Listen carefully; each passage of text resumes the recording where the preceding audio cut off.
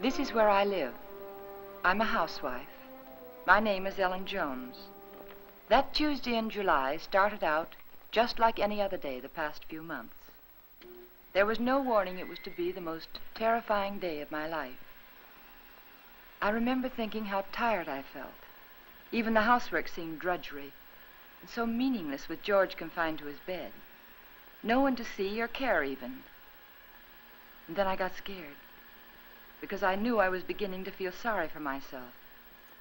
George was the one who was ill, and he needed all of my thoughts and attention, and above all, my cheerfulness. I tried not to think about us, about George, how he'd changed. I told myself it was just my imagination, that things would be different when he was well and strong again. Then I thought I heard him call. George! Did you call? George, are you all right? Yes, Ellen. You want anything? Not now. I've just begun work on an insurance report for the office. Well, call me, dear, if you need me. Okay.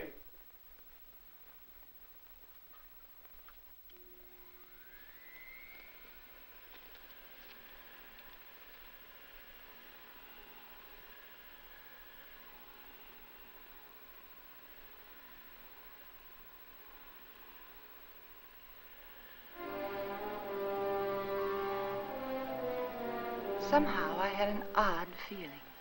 There was something about George's voice.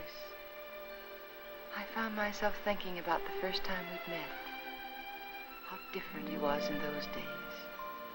I remember I was sitting in Dr. Graham's office. We were talking.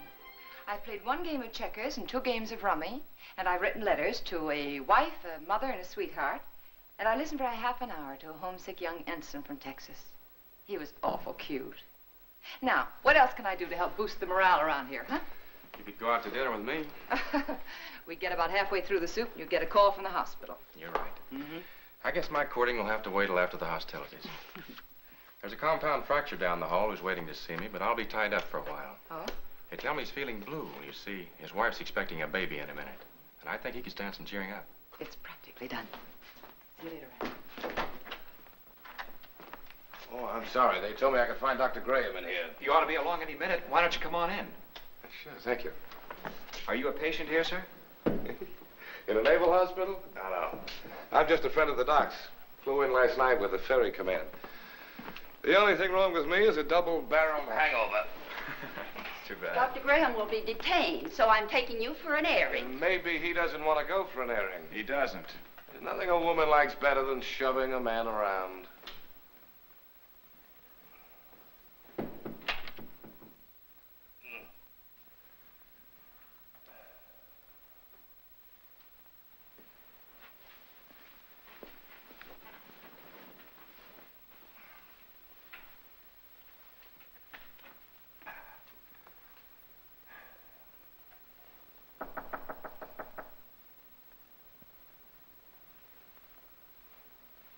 Hello. Hey. Who are you? I'm Ellen Brown. Doesn't suit you at all. It's much too plain. Oh, I'm sorry. I'd tell my parents about it, but they're still back in Kansas City. Now, what can I do for you, young man? I can think of a lot of things. Oh? Well, shall we begin with a game of cards? Mm-mm. Well, Well, I could read the newspaper to you. I could write a letter for you. I know. I'll sit right here and you can tell me all about that wonderful baby you're expecting. The baby you're expecting. Does Ripley know about this? I beg your pardon? Skip it. Which is your bad leg? Well, neither one of them's working very well today. Oh, my head. Is your head bothering you? Terribly. Both of them. Would you like me to rub it for you? You couldn't think of anything nicer. Good. There. Now relax. Oh, close your eyes. Now just think of something pleasant. Pretty soon you'll be going home to your wife. Won't that be wonderful? Think what she looks like. How pretty she is. Lovely. Beautiful blue eyes. Short nose. Soft brown hair. And lovely, kissable lips. Well, there's nothing wrong with your morale, young man. I'll recommend to the doctor that you be sent home to your wife immediately. Say, wait a minute. Wait, you're all dressed. Naturally. Well, George. Hello, Randy. Son of a gun. What are you doing here? Enjoying myself immensely? his leg isn't even broken. No? No, it Hey, isn't. Doc, what kind of nurses do you have around here anyway? Hey, what goes on here, Ellen? But when I came in here, he was lying there all covered up, and he let me make an absolute idiot of myself. Rubbing his head. Both of them. Best cure in the world for a hangover. Ellen, this is George Jones, an old and untrustworthy friend of mine. Now, remember, I saw her first. George Jones. The name suits you perfectly, completely undistinguished. I wouldn't say that, honey. Someday you may wind up wearing it. Wait. Shall we go? She's cute. It was pretty depressing having a medical student for a roommate. Oh? He was always dissecting something, including me.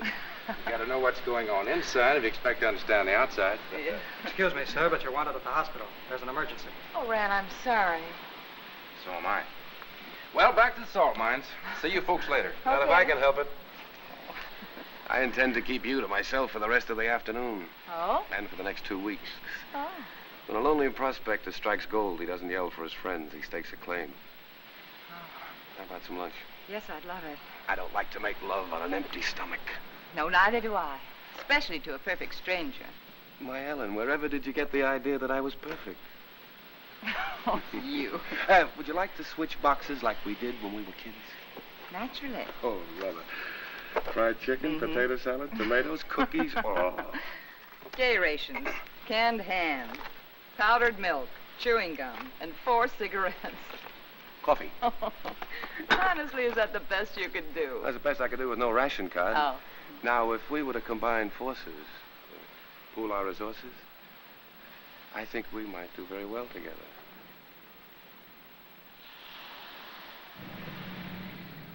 Here we go. Bye, George, and good luck. Thanks, Rand. Goodbye, darling.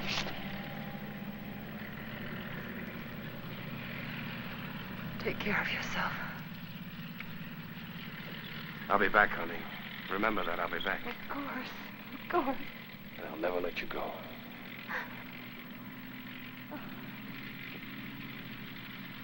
Goodbye, Ran.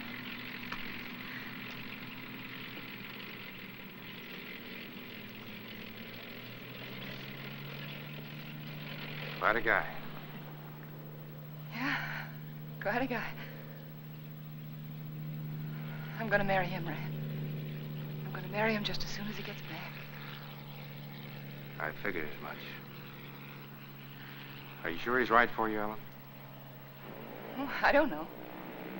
It isn't something you think about. It's just something you feel. You know, you can't do anything about it.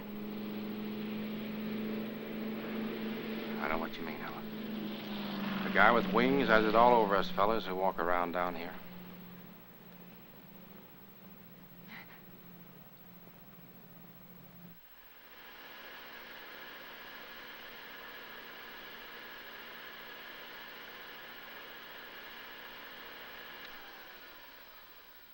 I'm coming up now, dear. Do you want me to bring you anything? No.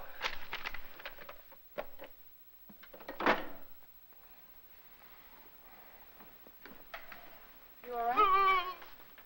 What is it? What's the matter? Get a doctor. Here, take No, not that. Get a doctor. Another doctor, not Graham. But I have to, dear. He is your doctor. Don't argue with me. Don't call Graham. Get another doctor.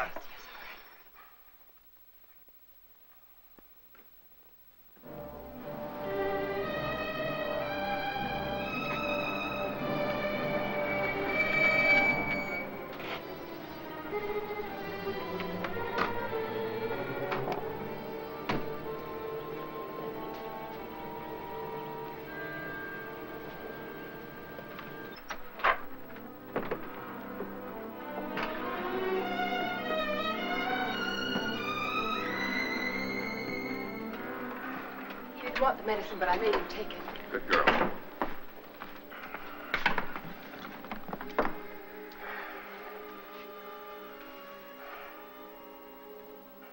Still ticking. Sounds pretty good. You're evidently feeling better than when Ellen called. What time is it? 5 after 9, dear. Took you a long time to get here, Rennie. Oh, I know it seems like it, but he came just as soon as I called him. How long did it take? About 20 minutes. Fortunately, Ellen caught me as I was leaving on another call. Yes. Is there some alcohol in the bathroom? Yes. 20 minutes. I got that pain over 45 minutes ago. Why did you delay it? I didn't, dear. I lost a lot of time trying to get another doctor. But you needed him so badly, I had to You go. know best. You always know best nowadays, don't you, Ellen? No, it isn't that. I just knew that he'd come sooner than anyone else. He's our friend, George. Color's better already. Rennie, let's not kid each other. We both know where I stand. My own insurance company wouldn't put a nickel on me. Now, look here. All of us are in that same boat. Automobile taking an unexpected turn, a brick falling from a high building, heart condition like yours. They're all hazards, but that doesn't necessarily mean they'll ever happen. Think of all the chances you took during the war. You didn't worry about them. Came out feeling better when you went in. Now, the only thing you have to do is lie here in bed and let us help you get well. Isn't that right, Ellen? Yes, that's what I keep telling him. You're lucky in many ways, George. You have a wonderful wife. She's developed into a fine nurse. I don't think I'll be tying up her exclusive services much longer. Now, you've got to cut out this way of thinking. Yeah, I know. Would you mind, Ellen? I'd like to talk to George alone. No, of course not. I'll be across the hall if you need me. Those were pretty morbid things you were saying in front of Ellen. Has she complained? Certainly not. But you got to think of her, too. She's looking a little worn. Now, when you get these ideas, try using a little mental therapy. Next, you'll be telling me I ought to see a psychiatrist. Might be a very good idea. You doctors are all alike. You can't cure a patient. You tell him it's all in his mind. I'm trying to help you, George. You know that. I'll drop in again this afternoon. Maybe we can talk this thing out. Yeah, maybe we can.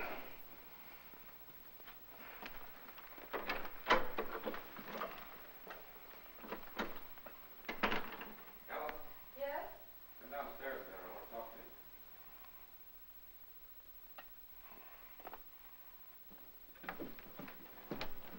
Ellen, did anything particular happen to upset George this morning?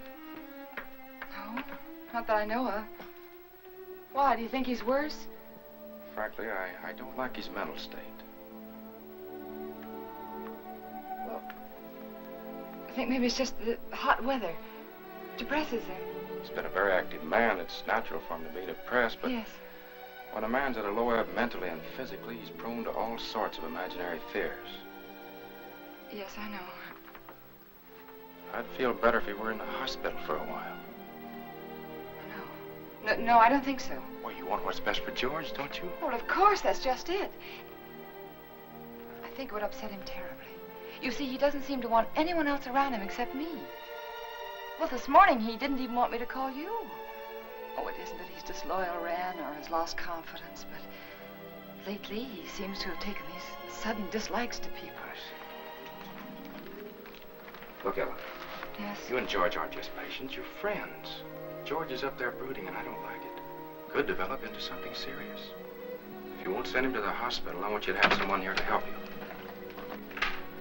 sure you know what's best, Ram, but honestly, I don't know how George will take it. Well, he doesn't even seem to want his aunt around anymore. Ellen, I don't think it's wise for you to try to handle this alone any longer.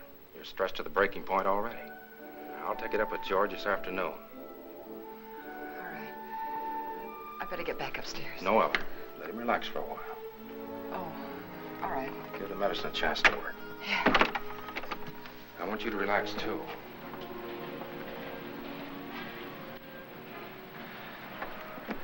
Remember now, you can call me anytime you need me, even if you just think you need me. Oh, thanks. I don't know what I'd do sometimes if I didn't remember that. Goodbye. Goodbye. You're doing fine. Thanks.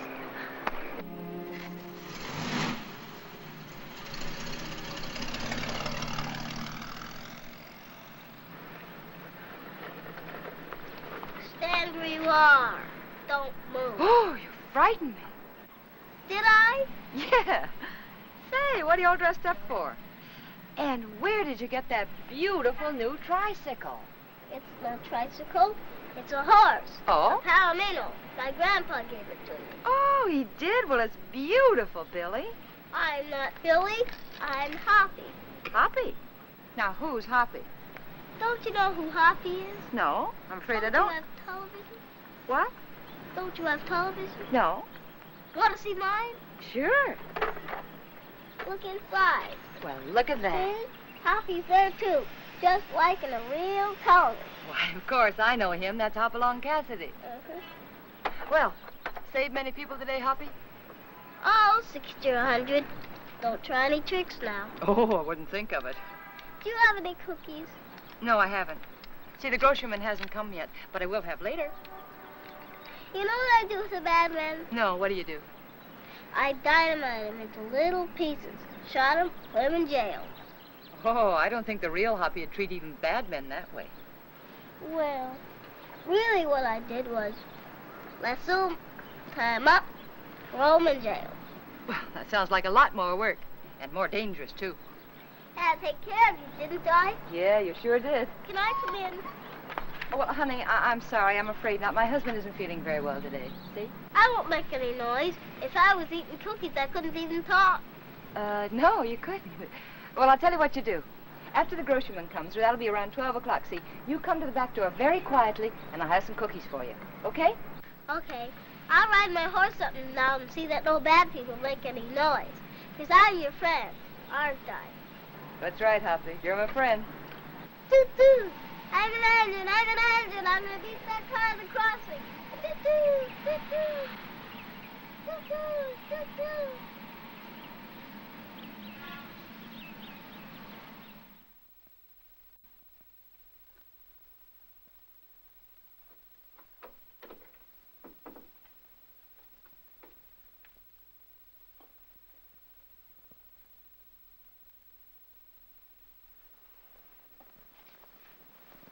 Well, George, you weren't out of bed just now, were you? No. Oh, it must be the heat. I could have sworn I saw somebody so right. long? What, dear? What took you so long? Sorry, dear. I was talking to Billy. I should say Hoppy. Let me change your pillow. You know, he's the little boy I told you about who just moved into the neighborhood. The one with the glasses, you know. Oh, he's an awful sweet little kid. What were you talking to Ranny Graham about? That's what I'm interested in. We were talking about you, dear. He thinks you worry too much about yourself. If I didn't, I don't know who would.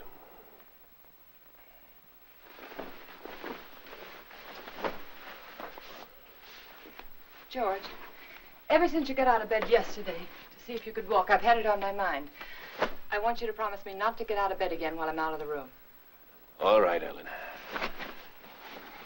Did you call the druggist about getting the heart prescription filled? Yes, dear. He said he'd send it up later in the day. But there's enough there if we need it before. Did you tell him I'd spilled it?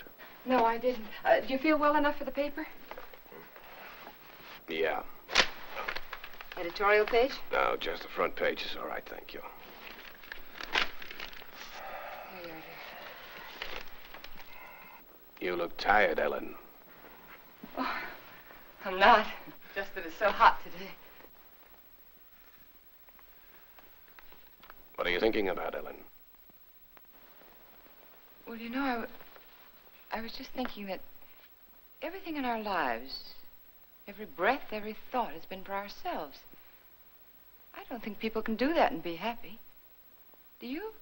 You're getting a little confused, darling. It was me that Rennie Graham told to change my way of thinking. Oh, no. I mean, it was my fault, too. I just wasn't strong enough to help you. But we could change all that now. Ellen. Could make all the difference in the world, George. Come here, Ellen. Yes? What's the first thing you do? When? When I'm out of this bed again, away from the house? Just be so grateful that you're well. I think I'd try to do something for somebody. I mean you. For your own self. Oh. I'd like children. Yeah? Yes. And then I'd like a garden. A real garden. Like the woman next door has. And I'd find out about flowers and things, and I'd compare notes with every other woman on the block. So you'd have a garden and children, huh? Oh, isn't it good to plan again? Kind of gives you something to hold on to, doesn't it? Oh, my, it takes a long time for things to sink in, doesn't it? But you always said that, George. You always said make a plan for everything and then stick to it. All right. All right, our plan now is for you to get well. And then afterwards... You must think I'm very stupid. Stupid? Don't you think I know you're in love with him? In love with whom? Graham. Well, that's the silliest thing I ever heard of. You're not as subtle as you think you are, Ellen. It's quite obvious. First, I thought it was just an infatuation, but now I realize it's more serious. Serious to the point where my life is more in danger from your heart than mine. George, what are you talking about? I almost feel sorry for you, Ellen.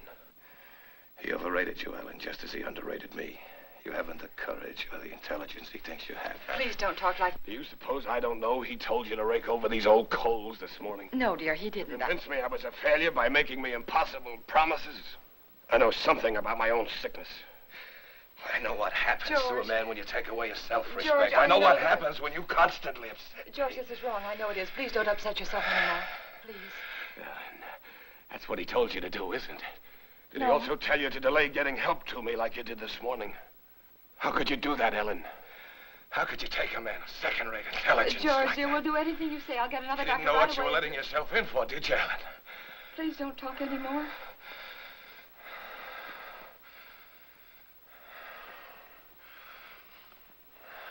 Rest. Rest. Oh, George, you just couldn't believe those things you said about Dr. Gray. I don't even want to hear his name.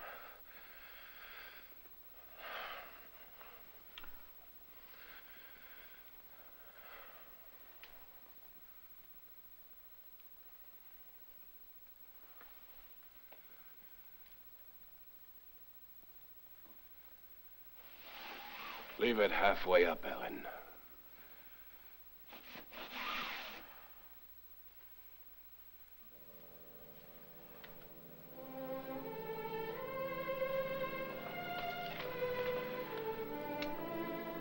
I was so hurt I could hardly keep from crying.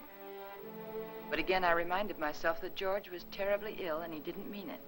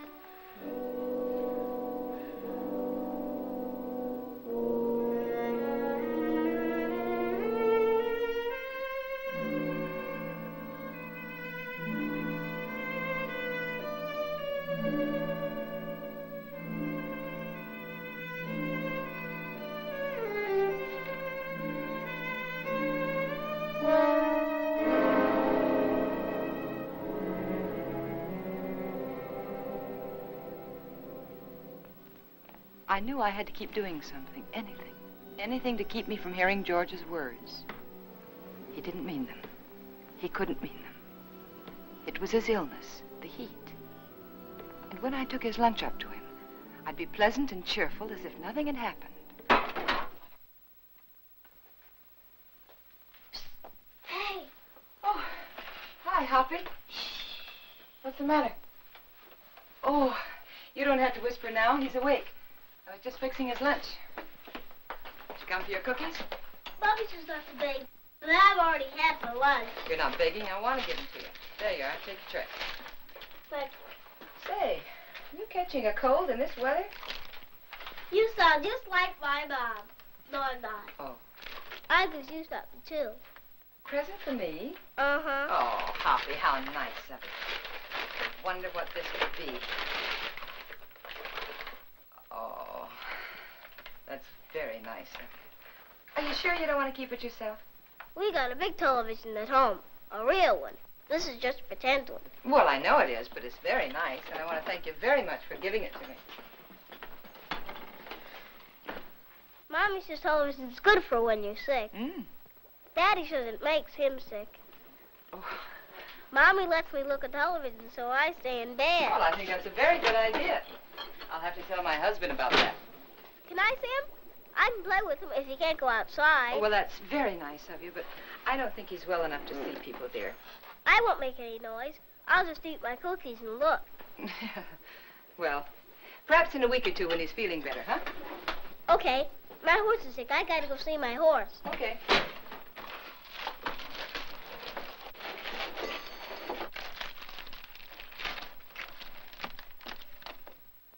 Can I take some cookies for my horse? Oh, by all means, take as many as you like. I'll go see my horse now. All right. Say, honey, are you sure you don't want to take that television set with you? The man can use it, but tell him not to break it, because I gotta use it later. Well, all right, I'll tell him. And thank you again, Hoppy. Bye. Bye. I always felt better after talking with Hoppy. I wondered how he'd look without his glasses. Ah, it was a nice thing of that kid to do. Don't break it, because I have to use it again. George wanted his lunch. That was a good sign.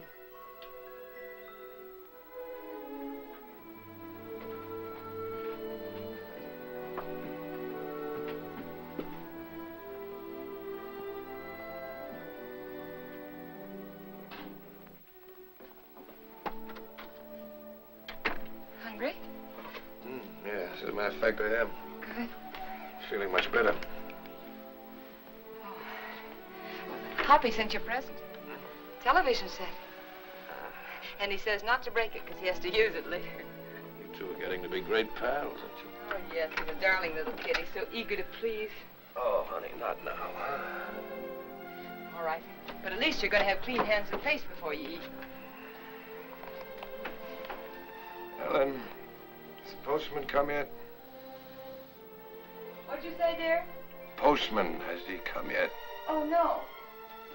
No, he's very late today. Guess it must be the heat. Give him this letter when he comes, please. Dear, I thought you were resting. What's the rest in the way?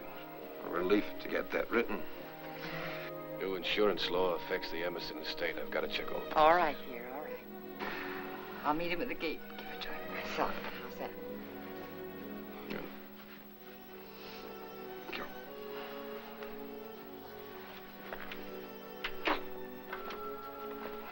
There you are. Looks good. Yeah, just good. Oh, Ellen. Letter. Oh, sorry.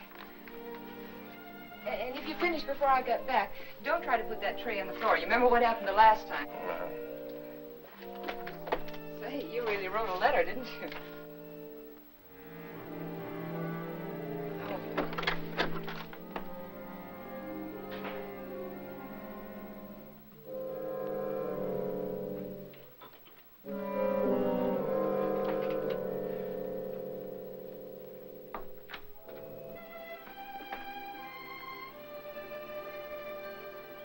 I wanted to stop a minute and chat with neighbors. But I knew George wouldn't like it. He didn't believe in neighbors. And then I saw the postman.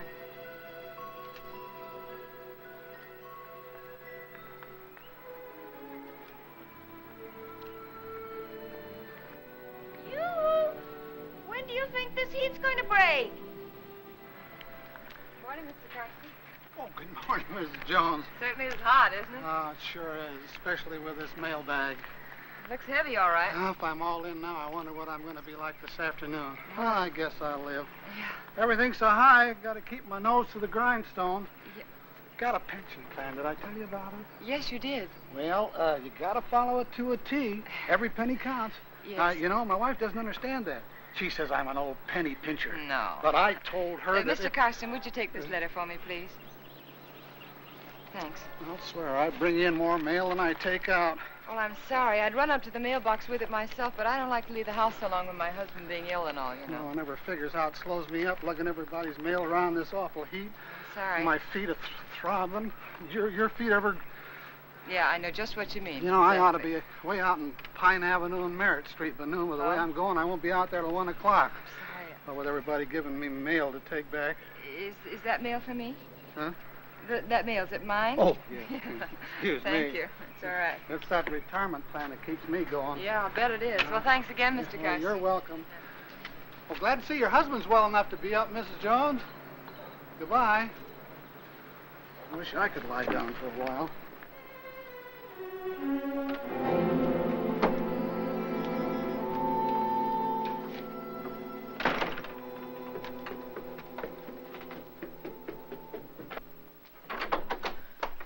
George, you were out of bed.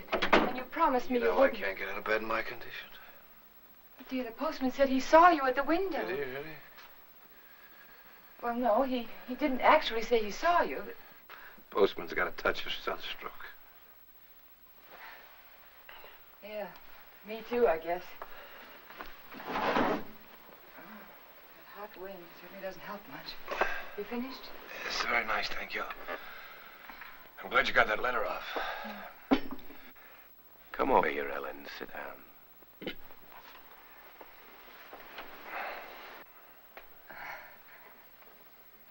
Would you like your Aunt Clara to come up and visit for a little while today? It's pretty hot for the old gal. Oh, she'd love it if you asked for her. You're the apple of her eye, you know. I always was. You know, Aunt Clara gave me a toy when I was a kid. A toy I was crazy about. My mother used to tell her she gave me too much, but I can still remember that toy. It was a bottle with a small, absolutely perfect sailing ship built inside of it. You know, I was so crazy about that toy, I wouldn't let anybody touch it. Oh? Not even my mother.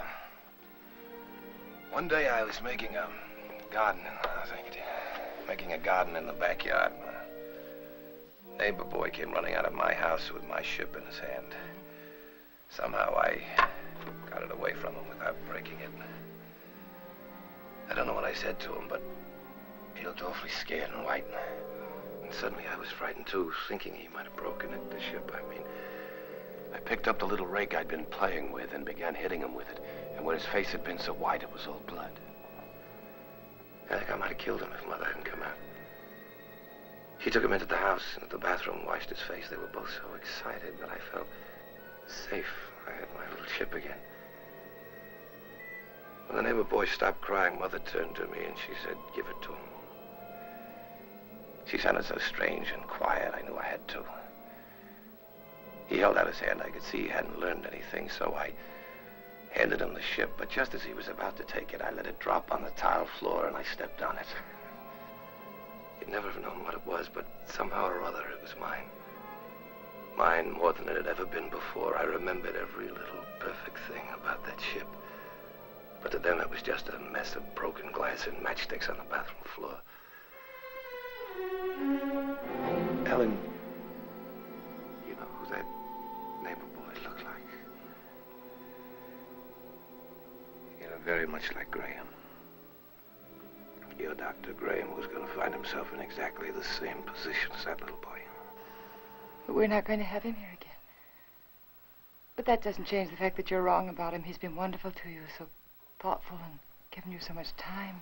Maybe that's because he's a bachelor, huh? No home life. He's been a good friend to us. Ellen, time's limited, so you must listen carefully. Randy Graham may have you, all right. But he'll be disappointed with what he gets. George, please. George, I can't let you talk this way anymore. I'll fill this up.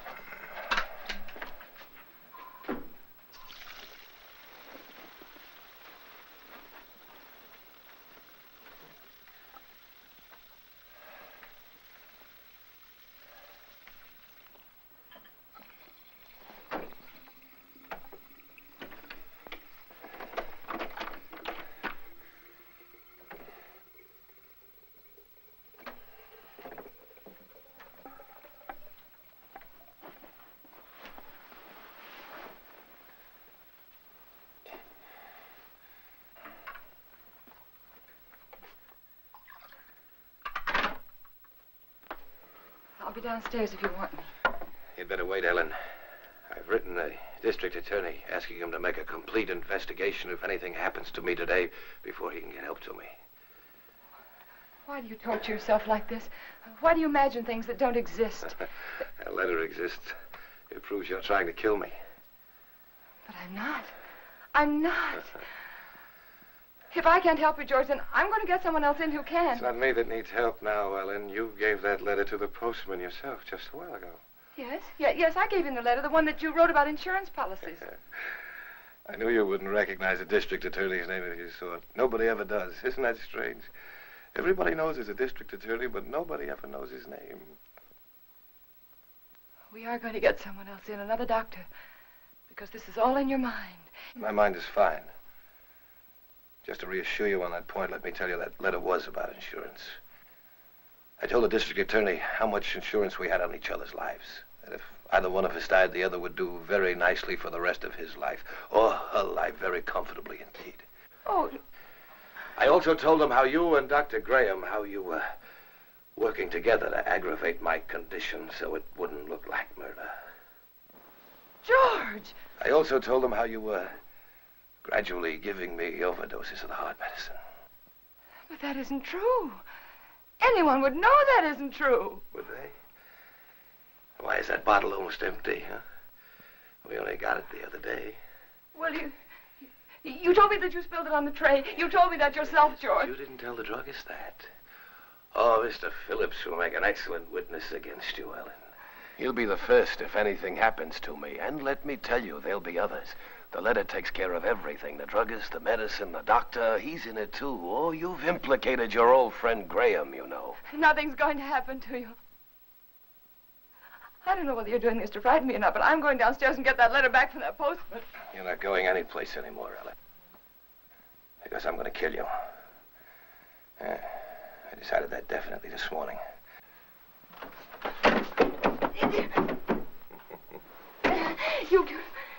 You couldn't mean this, George. You couldn't. George, you know I wouldn't hurt anybody. Anybody, much less you. George, think. It's me. It's Ellen. It's Ellen. But you did want to be rid of me. It was in your mind. That's why you feel so guilty, isn't it? No. The letter will take care of Graham. I'll take care of you myself. I'll make it look like self-defense. Please don't. There are just too many things against you, Ellen. You used to say that you were lonesome until you met me. George. George, you love me. I loved you, George. And since I've been sick, since he's been coming to the house, you've hated the sight of me. No, I haven't.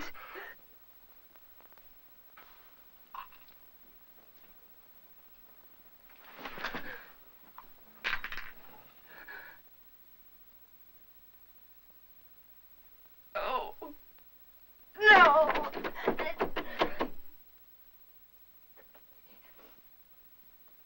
Key. It was one of those awful dreams. The kind I used to have when George was overseas. That man lying there was George, my husband. He was dead. He died trying to kill me.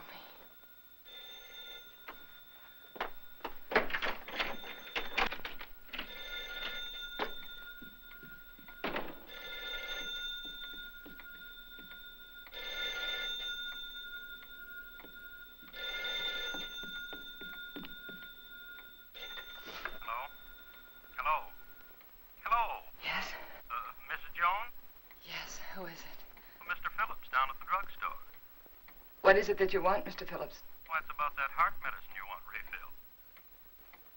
Yes? Can't refill it without another prescription. I see. We'll just let it go. Let it go? That is, until I talk with Dr. Graham. Oh. By the way, Mrs. Jones, according to my records, you got that prescription filled just the other day. But my husband knocked that bottle over on the tray and spilled it. Oh? You didn't tell me that when you called before. But that's what happened. I promise you that's what happened, Mr. Phillips. All right, Mrs. Jones. You don't have to promise anything. I didn't tell you before because I didn't think it was necessary. Well, it wasn't. Look here, Mrs. Jones, I didn't... George said that Mr. Phillips would be a witness against me. I just thought it was such A a... witness. You got that prescription filled. I'd warn you, that's all. Yeah. I'll see that you get another prescription. Yes, you just get in touch with Dr. Graham. Oh, why didn't I tell him about George?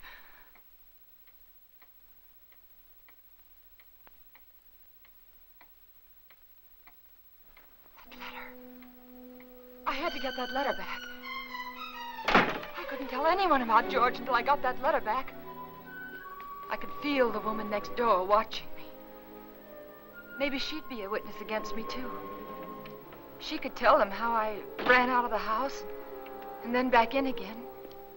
How strangely I was acting. It wouldn't matter what she thought if I could only get that letter back. I tried to think, which way did he go?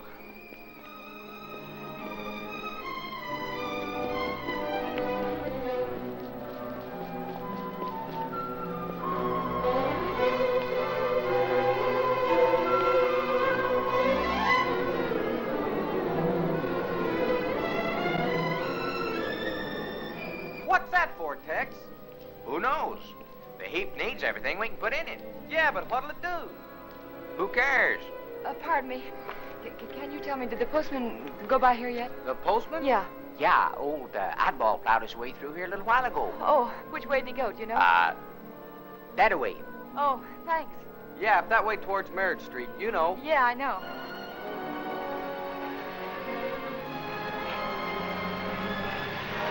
Oh, I'm sorry.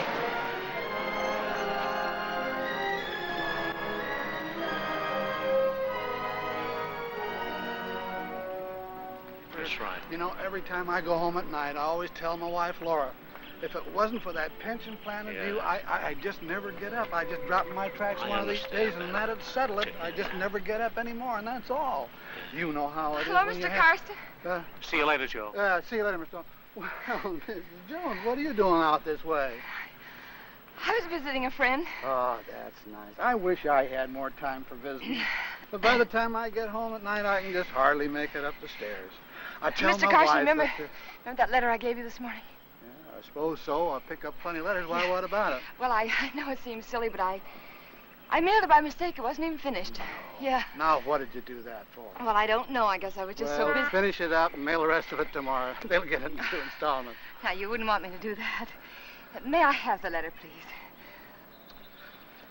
First, I pick them up and carry them around for miles, and then they want them back again. Well, I'm sorry, but you can understand why I wouldn't want it to go out unfinished. Yeah, I guess so, but all these delays count. Keep me on my feet longer than I ought to be. Well, it won't be much trouble, will it? Here it is. Thank you. Now, look, you shouldn't have given me this letter in the first place. Why? Giving me this letter is just like putting it in the mailbox. Now, you wouldn't expect to get this back from the mailbox, would you? No, but surely you can make this concession. After all, Isn't this fellow the district attorney? Yes. Yes, my husband read about some graft in the newspaper, and he wrote to the district attorney about it. Oh, your husband wrote the letter? Yes. Thought you said you wrote it. Well, what's the difference? He's my husband. Oh, it makes all the difference in the world, Mrs. Jones. But why? It's one of our strictest rules. We can't return a letter to anyone except the person who wrote it. But, Mr. Karsten, my husband's sick. You know that. And he sent me to get the letter back. Yes, I know that. Oh, don't be so obstinate. You know it's all right. He's sick. Give it to me. Obstinate. Now, how do you like that?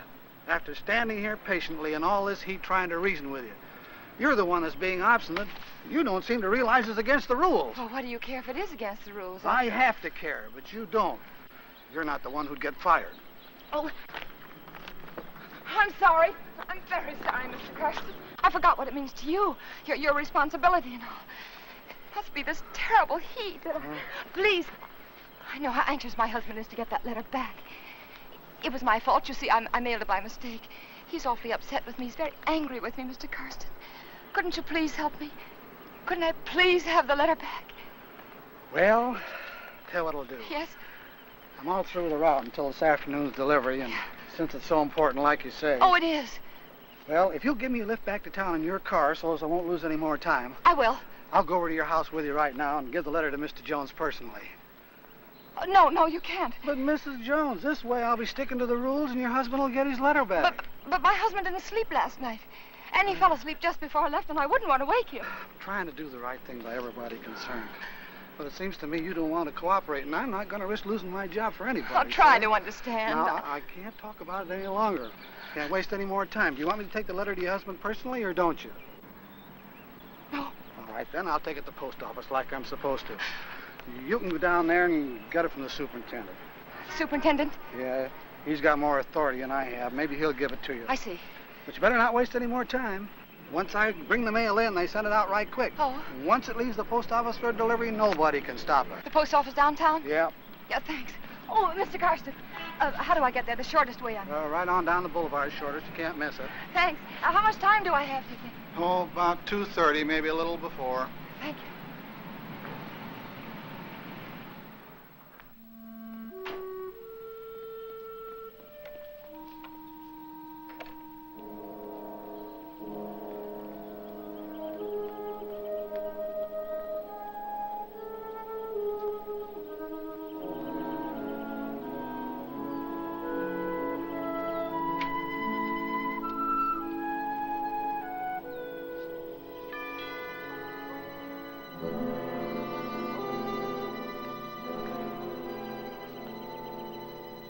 Ellen?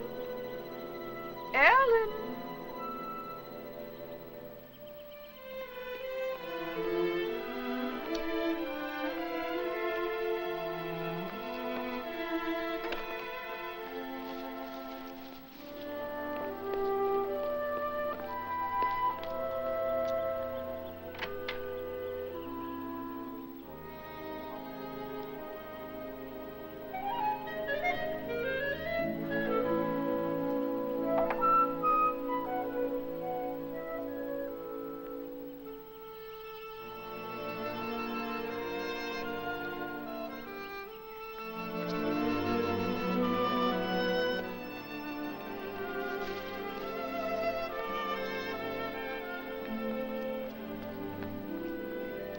Pardon me. Yes? Have you seen Mrs. Jones this morning? Yes, she went out about half hour ago. Went out? Yes? But what about George? Mr. Jones. She hasn't gone off and left him alone, has she? Well, husband's sick, you know. So I've heard. Of course, I never really met them, though I haven't lived here long. I can't imagine her going off like that. I'm Mr. Jones's aunt. I made him some jellied consomme. I packed it in ice. It's melting. I never dreamt I wouldn't get in. I could tell you where the key is. The key? Perhaps you'll think it's nosy, but I happened to see her when she locked the door. Well, isn't that good of you? The front door? Yes, it's right over there, above the door. Thank you. I don't know how you stand in the sun without a hat on. I'd dry up like a pea.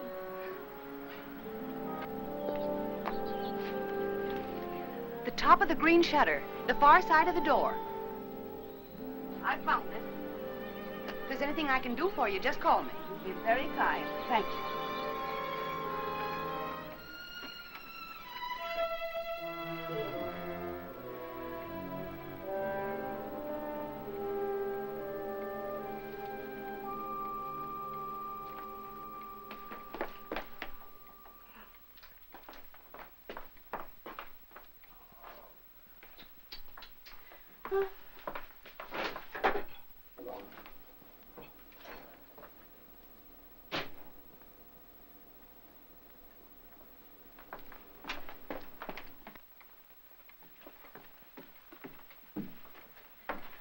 Clara.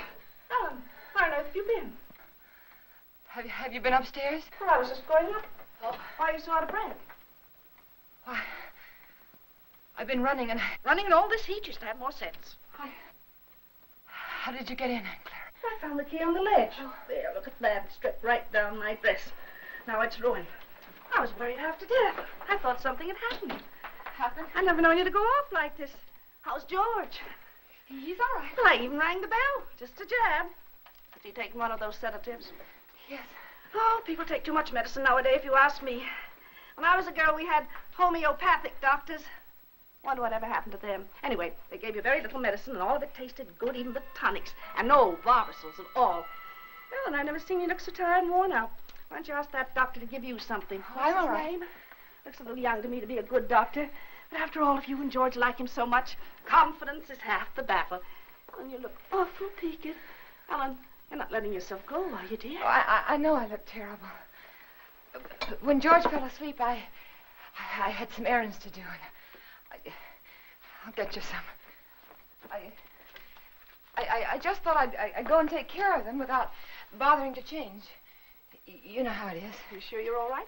Yes. Why don't you go upstairs and lie down for a bit, dear? Take a little snooze. It'll do you good. I'm not tired. Really, I'm not. Well, after all. Oh, Clara, I have so much to do today. Oh, sit down, Ellen. Lean back. Relax. You'll be on your back before you know it if you don't watch out. After all I want to do is to help. From now on, I'm going to have more time, too. Ellen, I forgot to tell you. I resigned. Resigned? From the Helpers Guild after 15 years. I'm not helping anymore. I'll leave the kitchen door open, and then we can talk while I'm cleaning up out there, all right? Oh, might as well. You're so fidgety. Oh, Ellen, while you're on your feet, will you bring me a damn cloth? For 15 years, I was in that guild. And for the past 5, I was treasurer. And for the last 3, they were promising me the presidency. So what happens? Last Tuesday, they let Cora Comstock, you know, Zachary's brother's wife. Well, I was furious. Zachary said I was hasty. But after 15 years, you know, I've never known a small woman yet who wasn't always boasting about her little hands and tiny feet and trying to run everything. It's the best I can do. You think I was right? 15 years, after all. Zachary was upset. He says I need lots of outside activity, lots. And I agree. That Cora, she hasn't got any precious bone in her body. I thought if she didn't stop, I'd scream. He's playing a late game because of me. I always tell him he plays too much at his age. But that's just one of the worries of being married to an older man. Oh, Ellen, why don't you have some of that jellied consomme? At least it was jellied when I left home. Tried. It's tasty, and it's full of vitamins. I'd like someone to enjoy. After all, it ruined my dress. Oh, I think I'll run up and pop in on George. If he's asleep, you can tell him later that I peeked him. Hey, Clara! Clara! What is it, Ellen? There's something I must tell you. Oh, what is it, dear? What's the matter? Are you having trouble? Yes. Yeah, I didn't want to tell you, but now I think that I must. Don't. Take my advice and don't. You'll only be sorry later that you did. I thought it was funny your being out like that and not going up to see George when you came in. But you don't understand. Yes, I understand. I'll just say goodbye to him. No, please don't. I didn't want to tell you this, but George said that the last time you came to see him, you upset him terribly. And he said to tell you that if you came again today, to tell you that he just couldn't see you. Upset him? You must remember he's ill. Upset him? Well, I've a good mind to tell him something. No, please! Well, I wouldn't think of humiliating myself. He knew I was here all the time. Well, he was rude, mean, and selfish before he was sick, and he's rude, mean, and selfish since he's been sick. I'm sorry I had to tell you this. Well, I thought when I first met you, you'd do something for him, change him somehow. But I must say he hasn't changed at all. He's worse, if anything. And Ellen, you can tell George for me that a man wrapped up in himself makes a very small package. I wondered how much time I had. She was right, I must look awful. I had to fix myself up before I could go to the post office. I had to go in there. I was terrified, but I knew I had to.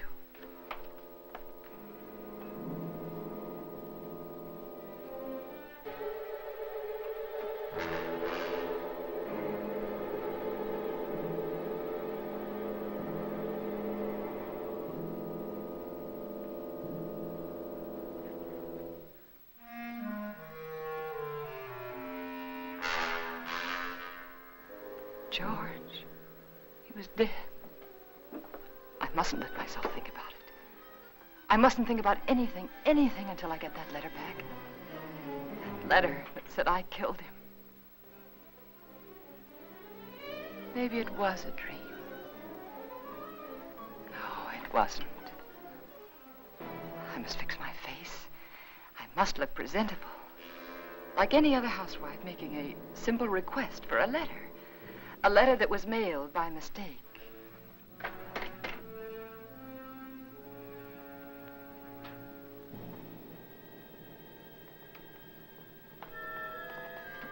The gun. It was still in George's hand. Somehow I knew I shouldn't leave it there.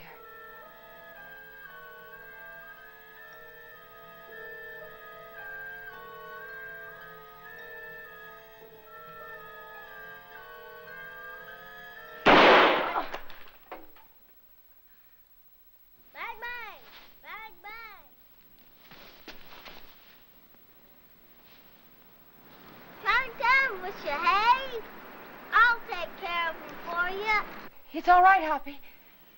It was the radio. I just turned it off. Need any help? No, everything's all right.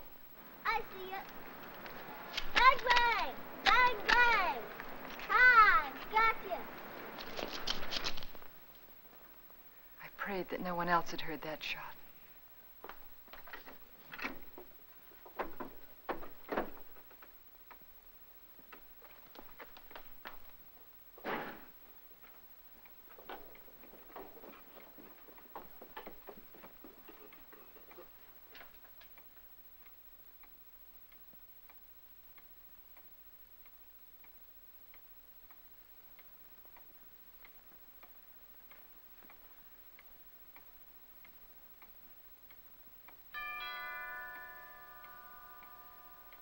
I thought perhaps if I didn't answer, he'd think no one was home and he'd go away.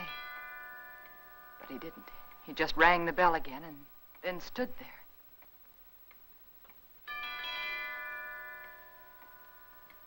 Then I knew I had to get rid of him.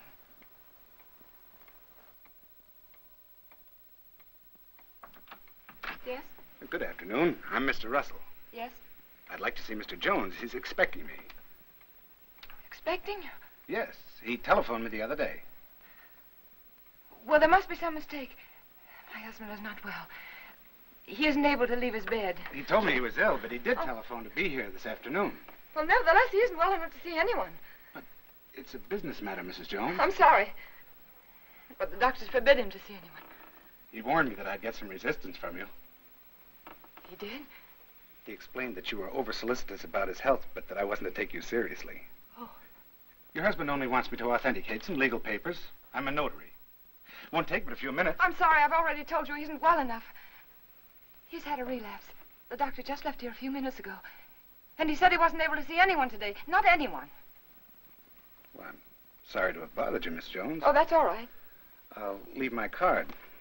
Perhaps you'll call me. Yes. Better. Yes, I'll call you. Good afternoon. Goodbye.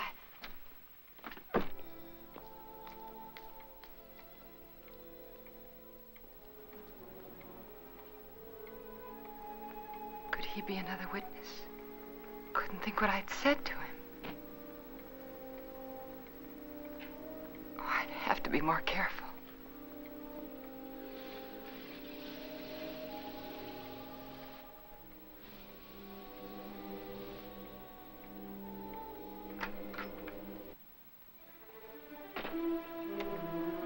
Suddenly I remembered what happened the last time. I had to be sure no one could get into the house.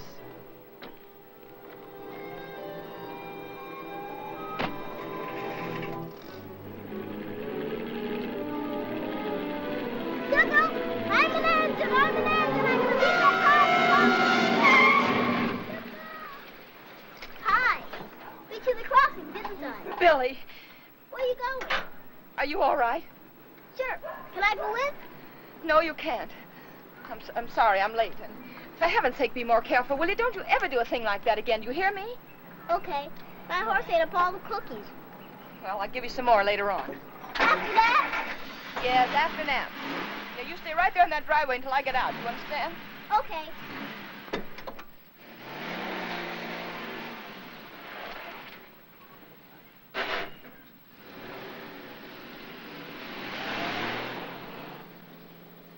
I remember about the drive downtown was, I kept thinking, this time I must control myself. I must keep calm.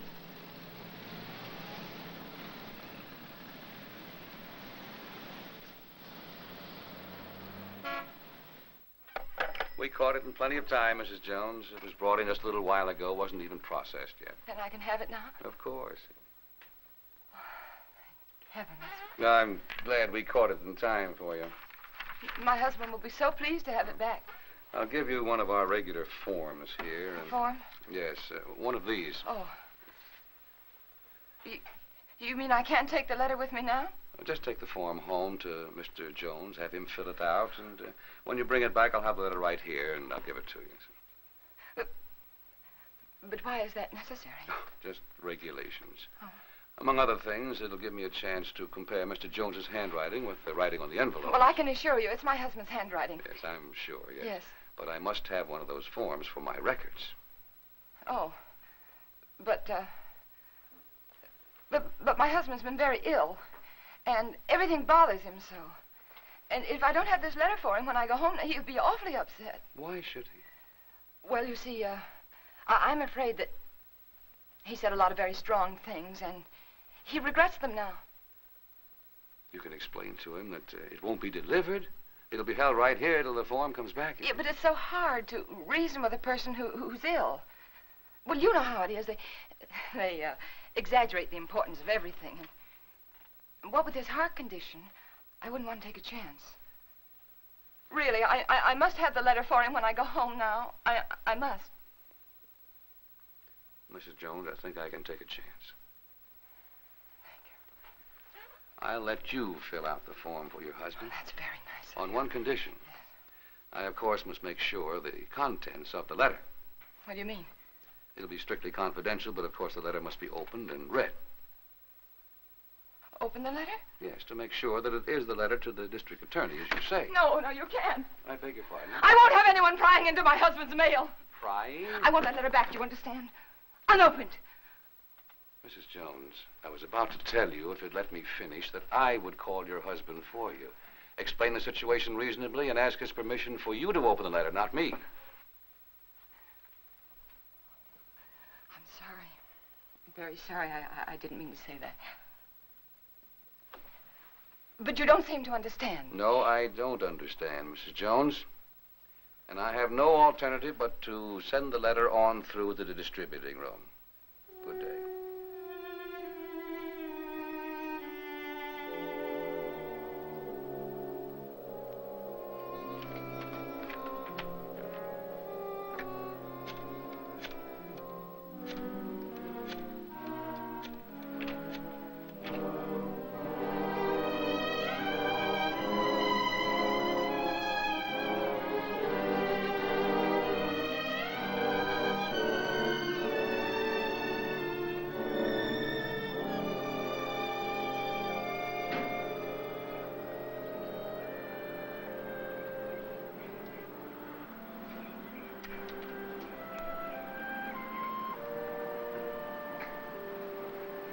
Mrs. Jones. Mrs. Jones. I don't want to intrude, but I couldn't help noticing you all day long. I've had the feeling that something was wrong, and I'd so like to be able to help you. Oh, I know we haven't been too neighborly, but trouble's something else again. Can I help you? Is there something I can do for you? Of course, I know you're anxious to get up to your husband, so you run up and see if he's comfortable and settled, and then you come over. Or call me. I'll be waiting for you. She was kind. She might have been my friend. She might have helped me.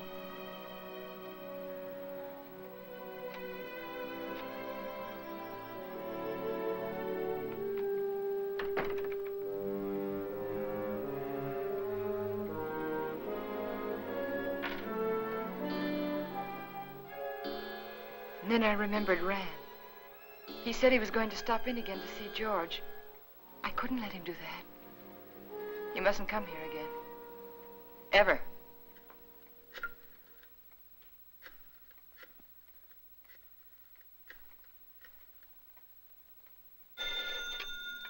Dr. Graham's office. Hello, this is Mrs. Jones. Is Dr. Graham there? Oh, he isn't here, Mrs. Jones. Can you locate him, please? It's urgent. If it's an emergency, I could trace him through his house calls. Please do. It's very important that Dr. Graham doesn't come here today.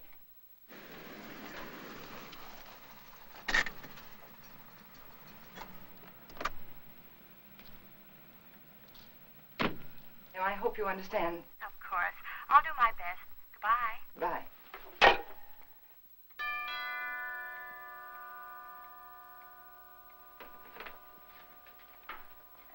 Doctor, I just called your office and I just told your nurse that I... Well, George felt he wanted to consult another doctor. And I did too. And he just left and I really think it would be better if you didn't see him again today. Oh? What doctor did you call? Oh, I'm sorry, I've forgotten his name. I called the lady next door for her doctor and she gave me his telephone number and, George liked him very much. I see. Yes. Is he a heart specialist? Yes. That is, I think so. Mm-hmm. What was his diagnosis? I don't know. But really, George is feeling much better. I'll call you tomorrow, Doctor. Now, wait a minute. What's happened, really? Well, you see, after... No, please don't, please. Don't go up there. It's better for everyone if you just don't go up there.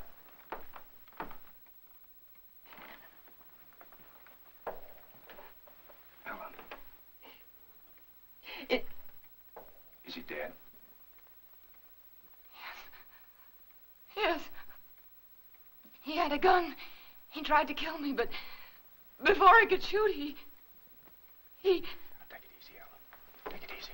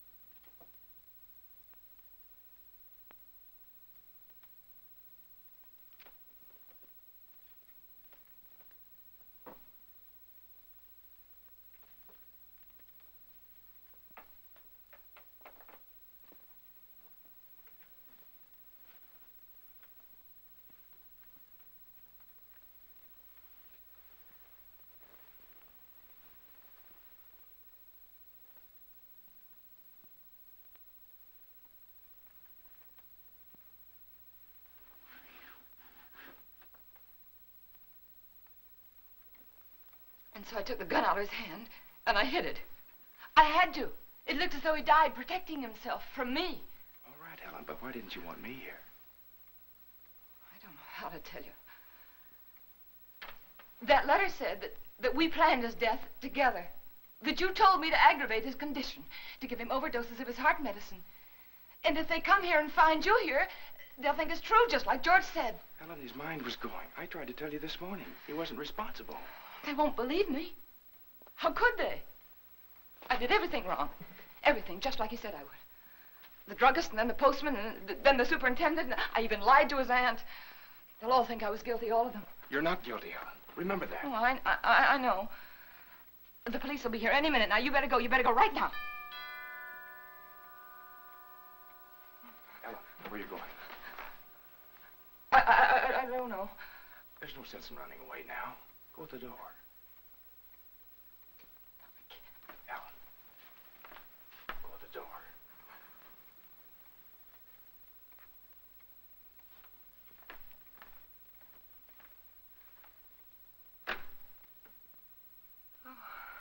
Hello, Miss Jones.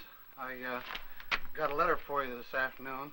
I didn't put it in the slot because, well, I guess I should feel kind of funny coming here like this after what happened between you and me this noon. But it's all right. I understand. Here's the letter you gave me to mail this morning. Surprised I didn't realize it at first, a thick letter like that and only one stamp. Those public officials like the district attorney won't accept postage due mail, you know. Insufficient postage.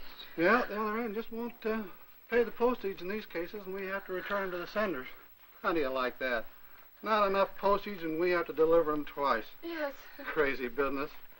You know, some folks might think I'm stingy. I know these extra stamps cost only just a few cents, but yes, I understand. If I multiply you by everybody else. Yes, I understand. And thanks again for the letter, Mr. Carson. Oh, that's all right. Goodbye. And thanks again, Mr. Carson, for bringing the... Welcome.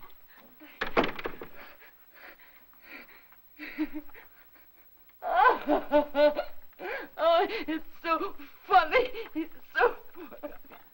Go ahead, it'll do you good.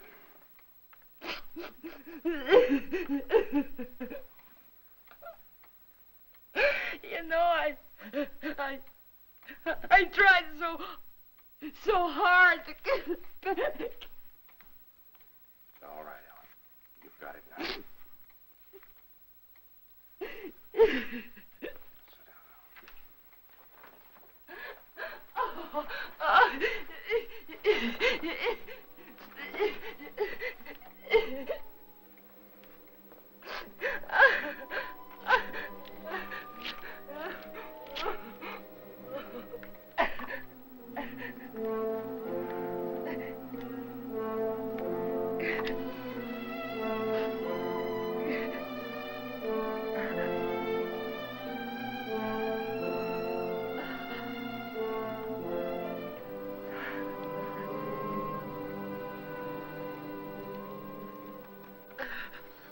And then I knew what people meant when they said their heart was broken. All that was left of George and me and our marriage was that little pile of ashes. I knew that somewhere, somehow, I'd have to begin to live again. But right then, all I could do was pray to lose that one day. That one terrifying day.